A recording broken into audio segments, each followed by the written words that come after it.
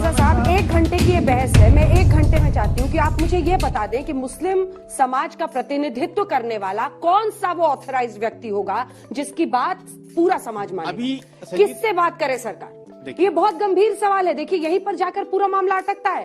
फिर वो शाहीन बाग गैंग बोलने लगते हैं, दूसरा गैंग बताने लगते हैं। कौन है जिसकी बात मान्य होगी पूरे? मैं आपको बताता हूँ, जिस दिन मोदी सरकार लिखित में मांगेगी कि दो, उस दिन दिया जाएगा। 1 घंटे में आप दर्शकों को नहीं बताएंगे, जनता के सामने नहीं बोलेंगे। यहाँ बताने से होगा क्या दिक्कत है बताने में? हवा में उड़ा देंगे, क्योंकि कोई है ही नहीं। तो सरकार सामने आए ना, हवा में उड़ा देगी सरकार सामने आए ना। और एक बात हम क्लियर बता दें, अभी शरीयत लॉ की बात कर रहे हैं। सारी प्रॉब्लम की जड़ यही है, शरीयत कौन प्रतिनिधित्व करेगा यही तय नहीं। ये सब तय हो जाएगा मैडम, ये सब तय हो जाएगा। अच्छा, आप करा दें। जहां आप शरीयत की बात कर रहे हैं, मैं एक बात क्लियर कर दूं, बहुत बहसें होती है इस बात पे।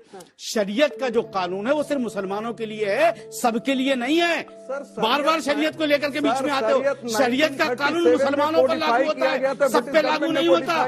इस तरह की बहसें मत करवाइए। किसी पर जबरदस्ती शरीयत नहीं थोपती है कि तुम्हें ये करना है। ये सिर्फ मुसलमानों जो शरीयत को मानते हैं उनके लिए है, सबके लिए नहीं है। ये शरीयत की आड़ में खेल करके चले जाते हैं। मैं फिर बार बार कहता हूं कि मुसलमान वो चारा है जिसको दिखाकर भाजपा हिंदुओं का शिकार करती है। मैं फिर कह रहा हूं आपसे, मैं फिर ये सवाल ले लेते हैं, जोड़ लेते हैं इसमें। एक लाइन बोल, चारा बता रहे, बोल लीजिए। देखिए, सिर्फ ये हम बताना चाहते हैं, इसीलिए यही तो मैंने कहा था जनाब, शरिया और सुप्रीम कोर्ट, तो शरिया ऊपर नहीं, मैं ये नहीं कह रहा हूं कि शरिया ऊपर है। मैं ये नहीं कह रहा हूं, मुसलमानों के लिए है। तो आप एक शरीयत मुसलमानों के लिए है, सुनिए ना, सबके लिए नहीं है। नहीं, आप गलत ट्रैक पे जा रहे हैं। अधिकार प्राप्त, आप गलत ट्रैक पे जा रहे हैं।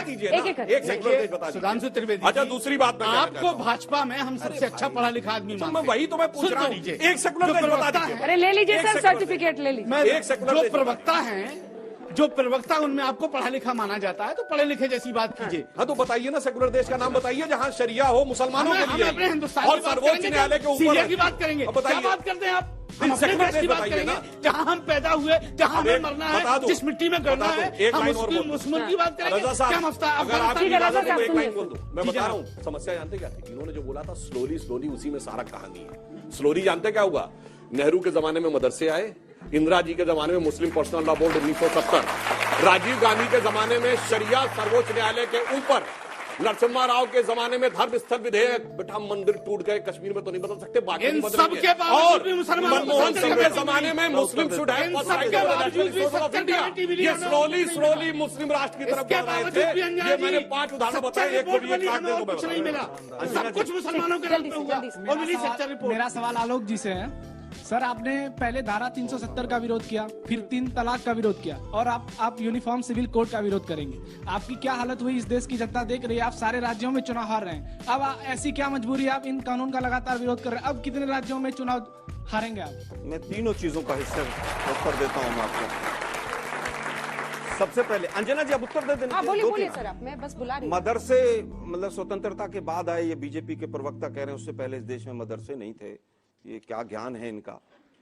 उसके बाद कितने मदरसे, एक मिनट भाई, अब सुनिए ना जरा। उसके बाद बंद कितने कर दिया आपने? आप कह रहे हैं सब वक्फ बोर्ड आ गया, कितने वक्फ बोर्ड बंद कर दिया आपने पिछले 8 साल में? आप कह रहे हैं सब गोवा में यूनिफॉर्म सिविल कोड हम ले आए। अरे भाई 24 साल से नहीं लाए भाई, सुनिए ना जरा, लगातार सरकार लाई। एक मिनट, यही तो सवाल है। एक मिनट। गुजरात के अंदर 24 साल से पूर्ण बहुमत की सरकार है, वहां यूनिफॉर्म सिविल कोड क्यों नहीं लागू किया आपने? किसने रोका था? कांग्रेस ने रोका था या मौलानाओं ने रोका था आपको? नहीं, केवल इसलिए कि चुनाव आ गया। 8 साल हो गए, पकौड़े तल रहे थे केंद्र सरकार में बैठे हुए। पकौड़ा आज तक एक भी बिल क्यों नहीं आया? आज तक, एक मिनट अंजना जी, पार्लियामेंट का स्टेटस बताता हूं यूनिफॉर्म सिविल कोड का। केवल और केवल एक प्राइवेट मेंबर बिना आया, राकेश सिन्हा लेकर आए। पार्टी क्यों नहीं लेके आई? इनकी सरकार क्यों नहीं बिल